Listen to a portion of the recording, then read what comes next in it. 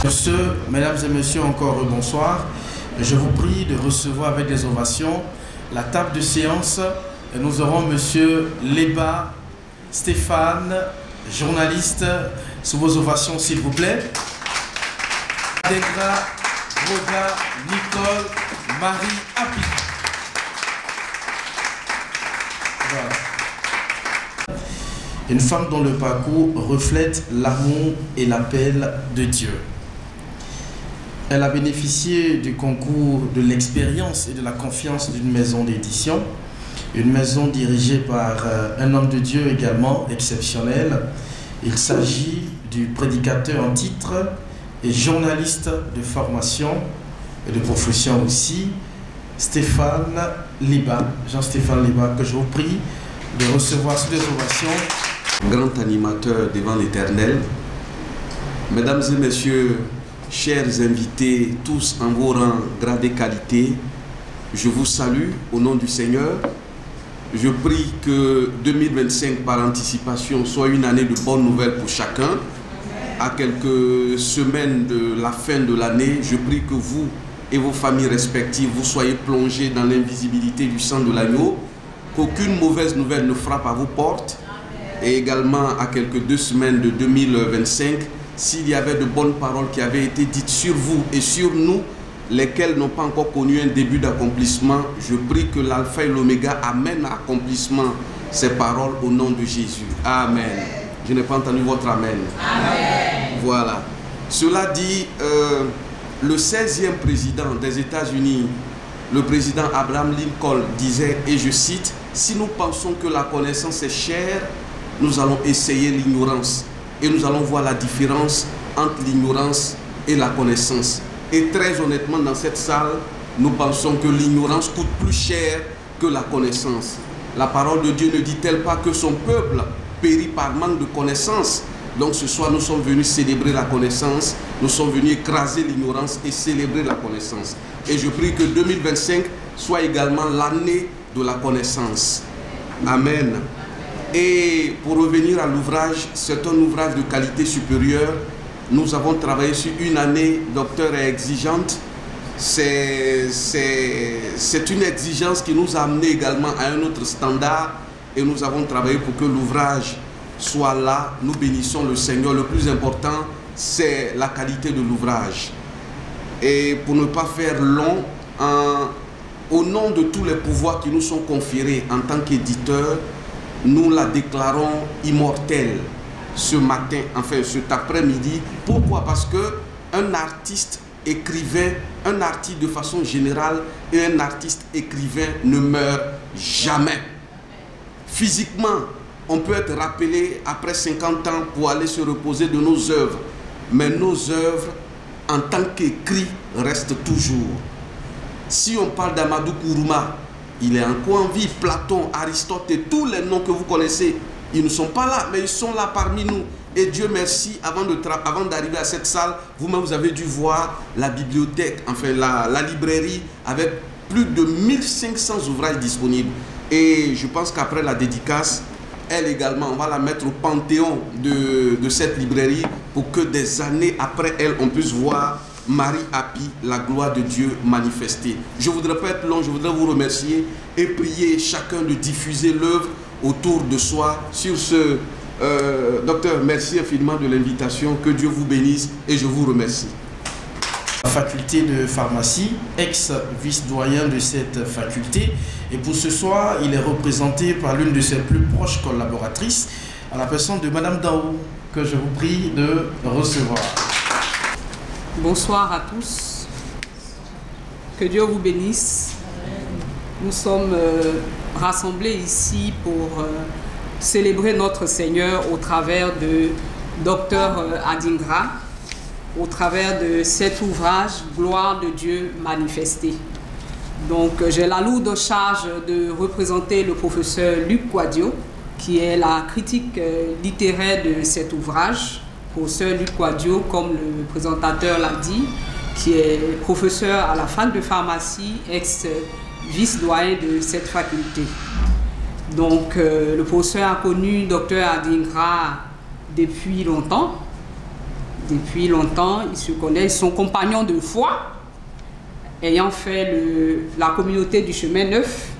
La communauté du chemin neuf. Et aujourd'hui, le professeur est avec sa femme, responsable de l'association chrétienne Arc en Christ, Alliance pour la restauration du bonheur conjugal en Christ, qui s'occupe de toutes les couches de la famille, depuis les mariés jusqu'aux enfants. Voilà, donc, ainsi présenté, je vais dire le mot, je dirais, du professeur à l'endroit de notre, je dirais, de Madame Adingra Groga Marie Api, auteure de Gloire de Dieu manifestée.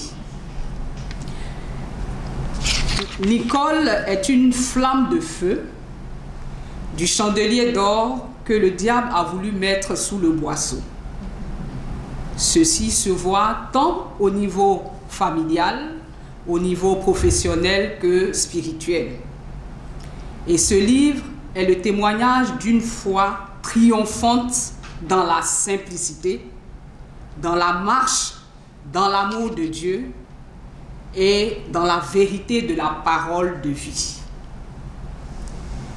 Je ressors de la lecture du livre avec les vérités suivantes. Première vérité, l'ignorance des Écritures est une porte ouverte aux forces des ténèbres.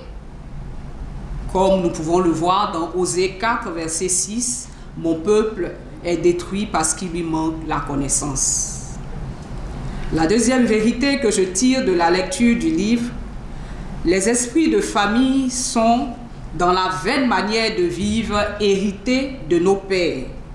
Ils y prospèrent par le fétichisme et la sorcellerie. Et 1 Pierre 1, verset 18 nous dit, « Sachant que ce n'est pas par des choses périssables, par de l'argent ou de l'or, que vous avez été rachetés de la vaine manière de vivre que vous aviez hérité de vos pères. » Et la troisième vérité que je tire, la connaissance de la vérité de la parole, ancrée dans le discipolat avec Jésus, affranchit des forces des ténèbres et restaure la nature divine en nous par le Saint-Esprit. Comme nous pouvons le voir dans Jean 8, verset 32, « Vous connaîtrez la vérité et la vérité vous affranchira. » Amen. Amen. Et c'est au travers de ces vérités qu'il a tiré de l'ouvrage de Dr Adingra Groga qu'il lui donne tous ses encouragements et qu'il la félicite pour cette belle œuvre qui est pour la gloire de notre Seigneur. Amen. Amen.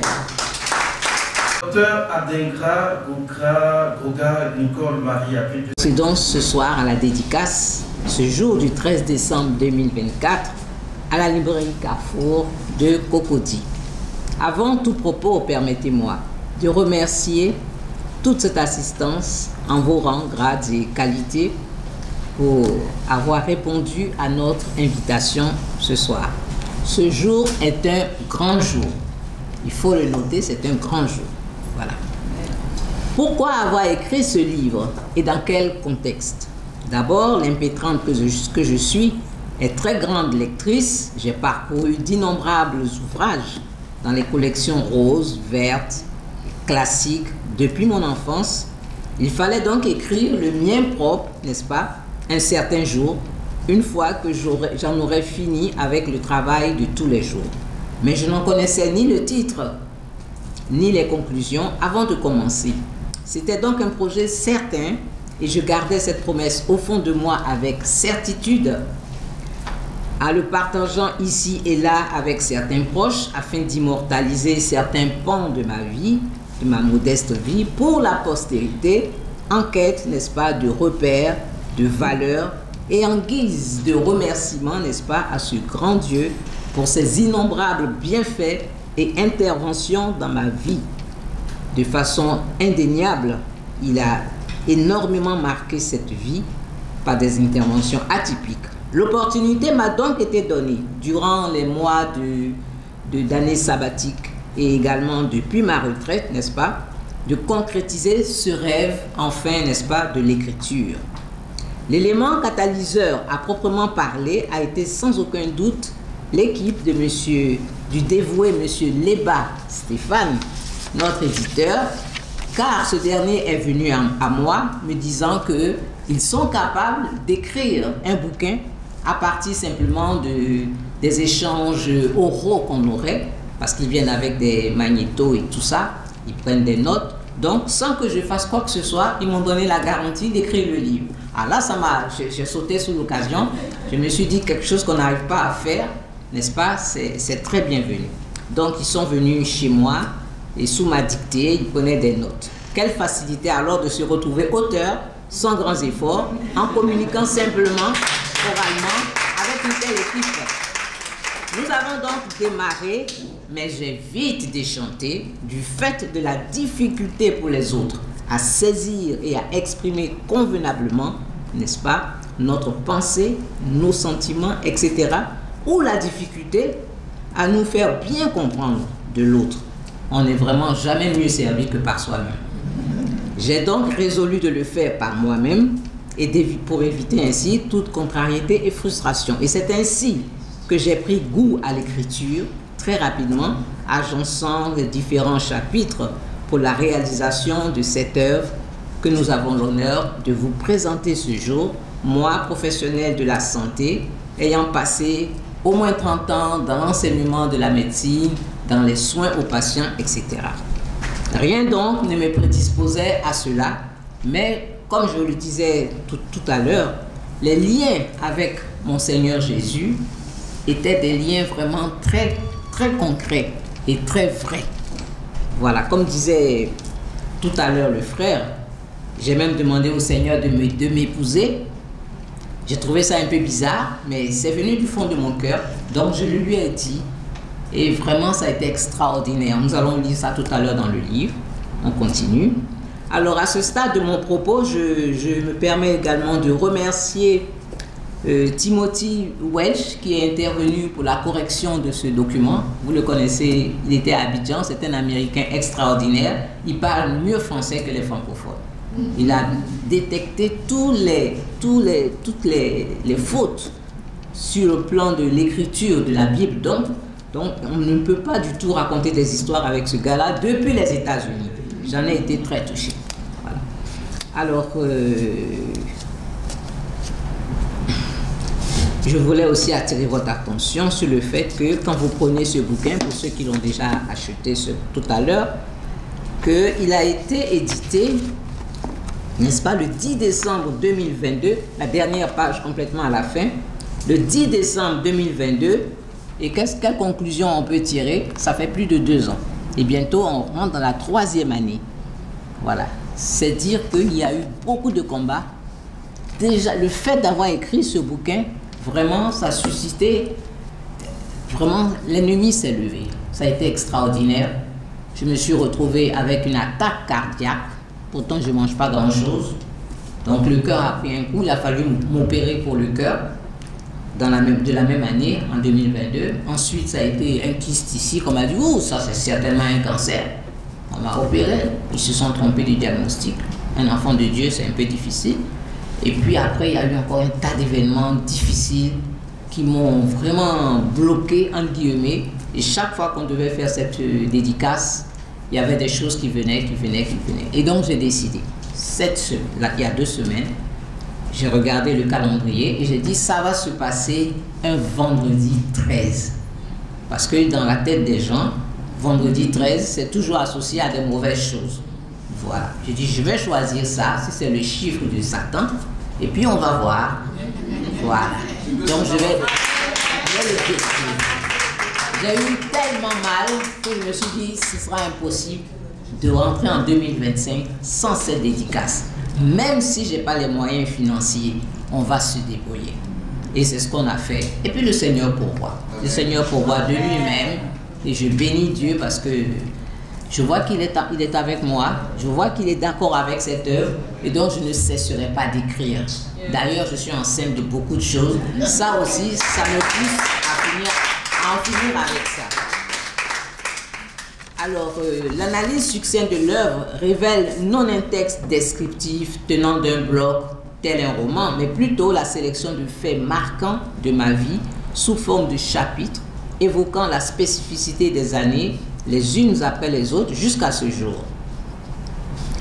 Très tôt, j'ai été marqué par le surnaturel, j'ai marché dans le surnaturel. Nous avons pris soin au fur et à mesure de la narration de scander cette rengaine de gloire à Dieu, les événements à succès ou au contraire les problématiques avec des dénouements heureux.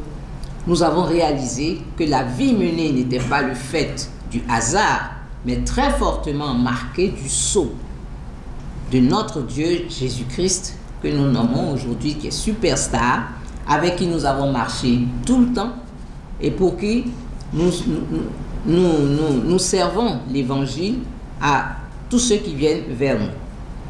Nous nous appuyons sur la parole de 1 Corinthiens 10, 31 qui dit « Quoi que vous fassiez, que vous mangez, que vous buvez, faites tout pour la gloire de Dieu. » Et ça a été un programme de vie. Faites tout pour la gloire de Dieu. C'est donc un livre de foi, de passion, débouchant sur des révélations spirituelles de taille. Oui. Comment, à partir du descriptif de la vie d'une petite orpheline, en est-on arrivé au concept de gloire de Dieu? La lecture de ces quelques lignes nous aidera à percer certaines vérités fort édifiantes pour notre vie jusqu'à son retour. Ensuite, nous pouvons dire, n'est-ce pas, la puissance de l'éducation par l'exemple, la puissance de la prière et de la descente de Dieu dans notre environnement, la puissance de la louange, la puissance de l'unité dans la foi, peu importe la chapelle, que l'on soit catholique ou évangélique. L'essentiel, c'est de voir les miracles défiler dans notre vie. Pas forcément les miracles, mais c'est quand même ainsi. Donc, on peut être d'une certaine chapelle et puis n'avoir aucun miracle, aucun témoignage. Or, aujourd'hui, nous venons pour, n'est-ce pas, divulguer, faire connaître, partager tous ces miracles que nous avons expérimentés dans notre vie pour vous montrer, n'est-ce pas, comment l'unité avec Dieu a été quelque chose de très fort dans notre vie. Bien que nous soyons scientifiques, bien que nous soyons des femmes au foyer, bien que nous soyons ce que nous avons été, et il n'existe pas de génération spontanée aussi, c'est une conclusion à laquelle nous sommes arrivés, et nous devons nous attendre perpétuellement à notre Dieu. À cette époque de l'intelligence artificielle, de la création de vaccins qui interfèrent directement avec l'ADN humain, vraiment, il faut se méfier et avoir des recours, n'est-ce pas, devant de telles catastrophes humanitaires, parce que l'homme ne sait pas trop où il va. Voilà. Alors pour nous qui sommes ancrés dans la personne de Jésus-Christ et qui voyons, n'est-ce pas, tous les jours les bienfaits du Seigneur, les réponses du Seigneur à nos questions, à nos questionnements, je pense que c'est pas une mauvaise idée. Ça nous permettra d'éviter beaucoup de choses et puis de maintenir le royaume de Dieu malgré tout ce que l'ennemi fait à partir de son royaume. Voilà. Donc nous vous disons sincèrement merci. Nous vous disons de poser les questions que vous voulez. Ce n'est pas comme à une session habituelle de dédicace où quand vous posez une question, on vous dit non, la réponse est dans le livre, il faudra le lire pour comprendre. Nous sommes là avec la parole de Dieu et nous devons parler la parole de Dieu, la dire dans toute sa simplicité et sa vérité. Je vous remercie.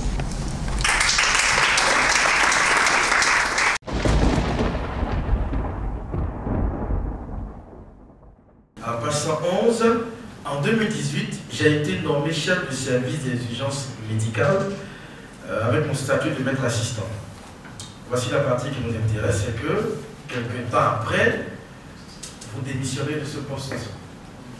Quand on a été autant frustré et que finalement on se retrouve avec 50 000 francs de carburant le mois une voiture de service neuve, il faut le préciser, une villa, c'est ça, en face de votre service.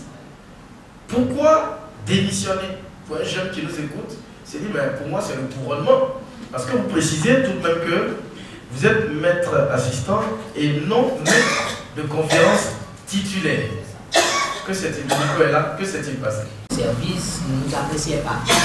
Voilà. Vous pouvez interrompre la visite et puis nous dire comme ça, ah, si tu n'arrêtes pas tes prières, ça ne va pas aller, hein. Les enfants vont te combattre. On faisait de la médecine, ce n'était pas du tout normal qu'un chef de service parle d'arrêter des prières. Vous voyez un peu. Voilà. Donc je ne dirais que ça. Donc je n'avais pas droit à un parking, j'avais une voiture. Ceux qui n'avaient pas de voiture avaient la place du parking. Ça, c'était très contradictoire.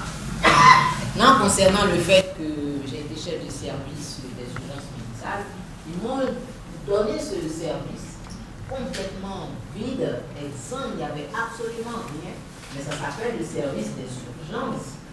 Les urgences, c'est un service qui n'est jamais fermé, qui fonctionne 24 heures sur 24. Ça veut dire les malades peuvent venir à 2 h du matin, peuvent venir à 17 h, à n'importe quel. Et surtout, sur le plus grand habitant.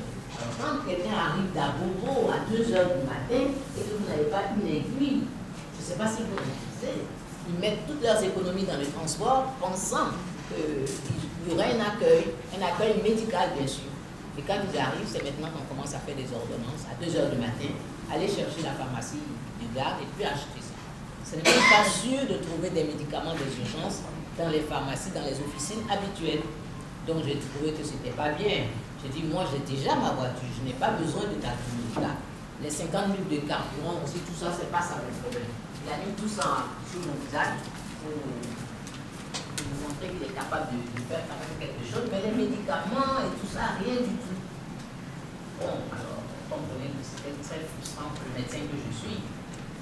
On n'a pas seulement travaillé à Abidjan, on a été juste en Amérique du Nord, être médecin, et on nous a proposé des postes de haute responsabilité. On nous a même dit, vous pouvez rester ici, pratiquer la médecine à au moins 350 millions à an. N'est-ce pas? Vous voyez un peu, ça c'est le coût d'âge. Et puis on est quand même revenu au pays. Alors, travailler dans des conditions comme ça, c'est malhonnête. Donc, ça nous a obligés, ayant fini de scolariser les enfants, d'acheter du matériel à hauteur de 12 millions pour les urgences. Au moins, il fallait une banque de sang, parce que c'est inadmissible. Le plus grand CHU mourir à cause d'un manque de sang. Donc, la première chose, c'est d'installer une banque de sang. J'ai eu du sang à acheter, et donc on ne mourrait plus d'anémie ou d'hémorragie chez nous dans le service. Voilà. Donc, qu'est-ce qui s'est passé par la suite? Donc, le service était vraiment très brillant, très joli. Quand les gens venaient, qu'est-ce qui s'est passé ici? Il y a un enfant de Dieu qui est rentré là. Ça, la différence. Voilà. Les autres, ce n'était pas leur problème. Alors, qu'est-ce qui s'est passé? À un moment donné, les malades venaient un peu n'importe comment. Et le DG a décidé de mettre les malades par terre. Sinon, c'est un service qui comptait que 16 000. Quand on m'a donné les clés des urgences, on m'a dit qu'on va s'en tenir à 16 000.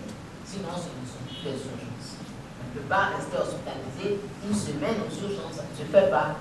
Les urgences, c'est un endroit de transit, n'est-ce pas? Alors, il me dit non, je ne veux rien savoir. Mettez les comptes. Mais qu'on ne dise pas en ville que les malades ont été reflés. Si monsieur a plus de place, on a 3 grands CHU, il n'y a pas que tel ville. Bon, alors, je n'ai pas apprécié ça. Parce que je suis médecin, je suis fille de médecin, je travaille dans des grands hôpitaux, et vraiment, ça c'était faire ma charrière. Donc, je dis pas question. Le directeur n'était pas d'accord. Donc, on s'est séparés. Donc, j'ai donné ma démission. Et c'était prophétique. Hein. Dieu savait ce qu'il faisait. Dès que j'ai démissionné, le corona est arrivé. Alors, moi, ça ne m'aurait pas arrangé si j'étais là-bas. Parce que c'est là-bas que les gens allaient beaucoup. C'est aux urgences. C'est aux urgences qu'ils avaient. Voilà. Comme ils avaient un souci au cœur, les gens qui ont cette maladie ne doivent pas rencontrer le corona. Voilà. Donc je me suis dit, je démissionne. Peu de temps après, on a vu les ravages du corona. On a nommé quelqu'un d'autre, un monsieur, qui est venu bien plus jeune que moi. Et après le corona, ça a duré 8 mois. 8 mois, il n'était pas sûr de lui. 8 mois, mais c'était intense. Je me dis, on va passer l'application, ça ne va pas, je vois quelqu'un. D'ici l'application, tu vas bien développer, il faut y aller quand même, parce que ça fait trop de sacrifices. Donc lui, il a failli mourir, pourtant il a repris une pathologie comme moi. Imaginez si j'avais été là. Donc ma décision de partir, c'était prophétique, c'est Dieu qui me l'avait dit, démissionne à cause du prétexte de mettre les malades par terre, mais je pense que ça m'a sauvé. La réponse.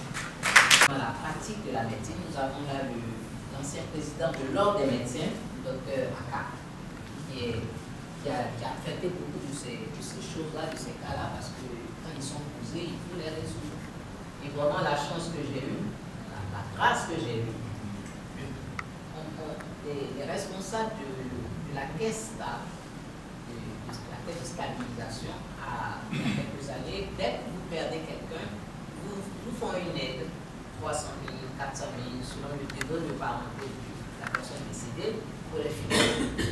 Alors, on me demande un jour, la caisse m'envoie les assistants sociaux, de demander un genre de mort de quelqu'un qui est décédé, il serait décédé au CHU, puisque c'était ma signature et mon cachet, de donner le genre de mort. Il est mort de quoi? Qu'est-ce que ça veut dire? Le genre de mort, c'est la maladie qui a tué la personne. Alors je fouillais partout, dans tous les registres, et je n'ai jamais retrouvé de nom. Je n'étais pas aux urgences. Sur le registre des urgences, il n'était pas non plus en hospitalisation. L'hospitalisation, je n'étais que chez les femmes. Donc, dans la période, je ne peux pas avoir vu un monsieur qui est mort, puisque je ne travaillais que dans le service des femmes. Alors, j'ai trouvé ça bizarre, mais c'était bien ma signature et mon cachet. Donc, c'était difficile. J'avais un enfant, je portais un bébé de 8 mois.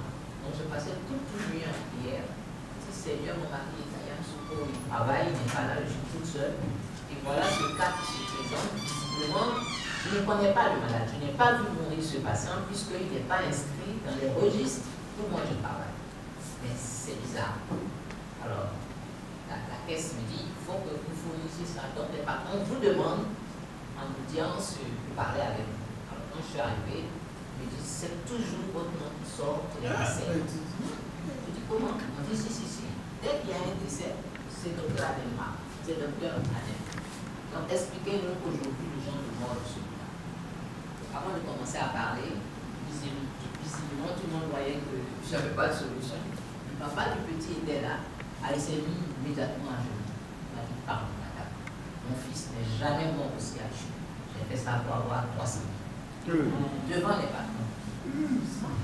Alors, quand j'ai présenté la question à mon patron, à mon chef de service, il me dit, tu prends tes responsabilités de médecin. Ça ne me regarde pas. Voilà. Donc, ça arrive souvent. Vous voyez les infirmiers majors qui se précipitent sur vous. Ah, docteur, pardon, mon neveu qui vient d'arriver avec un taxi, il est mort. Donc, ne pas faire les affaires avec la gendarmerie. Est-ce que tu peux signer son... Tu fais confiance à l'infirmier. Je sais de quel infirmier ça est.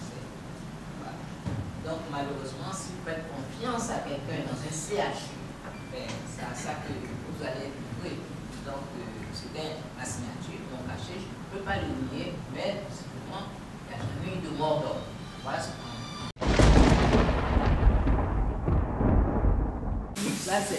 Nicole, viens, tu as dédicacé le livre. Nicole, mets-toi, mets-toi. Il faut laisser ça. Nicole, mets-toi.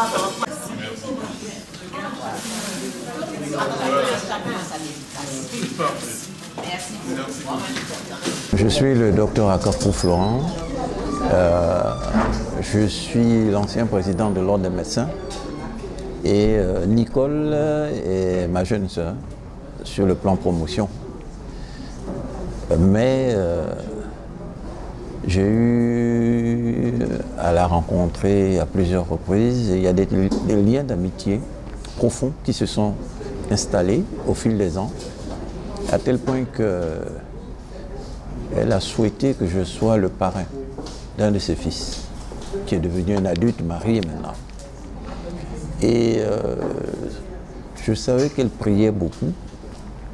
Et la confirmation de cette connaissance en ce qui concerne son caractère pieux s'est manifestée lorsque moi-même j'ai perdu mon fils il y a 4 ans. Et c'est là qu'elle est venue à la maison, qu'elle a donné des conseils spirituels et que j'ai apprécié. Et puis on s'est perdu de vue. Dernièrement, on s'est revus et parce qu'elle avait des soucis familiaux. Et ces soucis familiaux n'ont pas empêché que l'on puisse quand même échanger avec mon épouse qui est aussi médecin. Alors ce qui est important dans sa vie spirituelle, c'est le fait qu'elle n'a jamais baissé les bras face à l'épreuve. Elle a toujours mis sa confiance en Dieu et au Seigneur. C'est la Sainte Trinité, avec notamment l'illustration de son livre. Moi, je suis plus du côté du Saint-Esprit. J'estime que le Saint-Esprit m'a donné beaucoup d'avantages dans ma profession et que c'est lui qui m'a permis de trouver des solutions à de nombreux problèmes professionnels en ce qui concerne nos patients. Maintenant, elle, c'est plutôt les 3. Mais je sais que avec toutes les épreuves qu'elle a endurées sur le plan professionnel, familial, elle vaincra. Et elle vaincra toujours en attendant que, comme elle le dit dans son livre, le Seigneur des ténèbres vienne apporter la lumière sur notre terre. Voilà ce que je voulais vous dire comme témoignage et lui souhaiter, en tout cas pour la nouvelle année 2025, mes vœux les plus fervents et nos prières les plus ferventes. Je suis Benoît Kwasi, je suis pasteur et j'ai fait la connaissance de Maman Groga. J'ai eu quand même acheté un coup d'œil dans le livre que je trouve très impressionnant avec des témoignages vivants qui en fait révèlent la gloire de Dieu.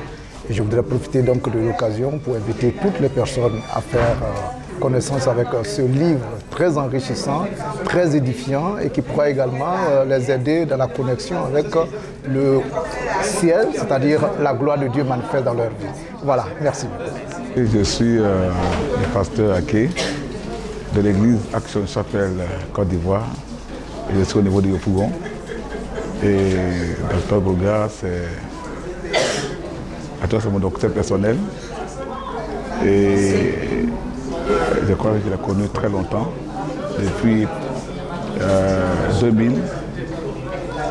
Et en tout cas, je l'ai suivi de près et j'ai vu que, en tout cas, elle est vraiment attachée au Seigneur. Elle aime le Seigneur, c'est une femme de prière. Et c'est une femme qui a vraiment un cœur vraiment débordant d'amour et qui aime ses patients, qui se dispose dans leur faveur. En tout cas, qui traîne avec elle la grâce de Dieu sur sa vie. Okay. Et je crois que le livre qu'elle a donné, c'est une façon de témoigner de ce que Dieu a fait dans sa vie et ce que Dieu a fait avec elle. Okay. Et c'est pour nous interpeller, pour nous dire que nous aussi, nous pouvons faire attention à nos vies pour être une bénédiction demain ou telle chose. Okay. Elle a été une source de bénédiction pour plusieurs. Et je crois que c'est un témoignage, ce livre-là, pour chacun de nous.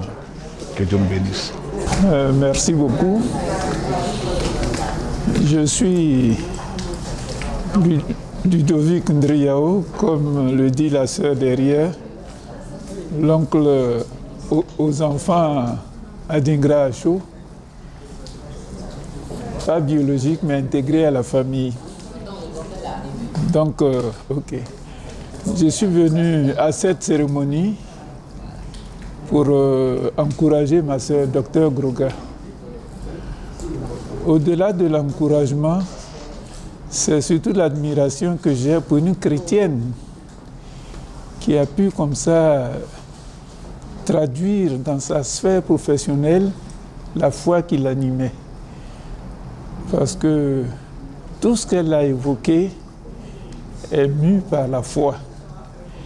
Et dommage que beaucoup de chrétiens ne voient pas ces aspects des choses qui font une dichotomie entre la profession, le milieu du travail et la foi.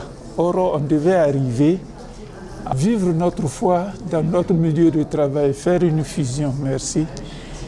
Et je suis très très heureux pour elle parce qu'il y a plus de 2 ans qu'elle m'a parlé de ce projet. 2 ans, le temps est passé avec les différents problèmes que nous avons connus tous.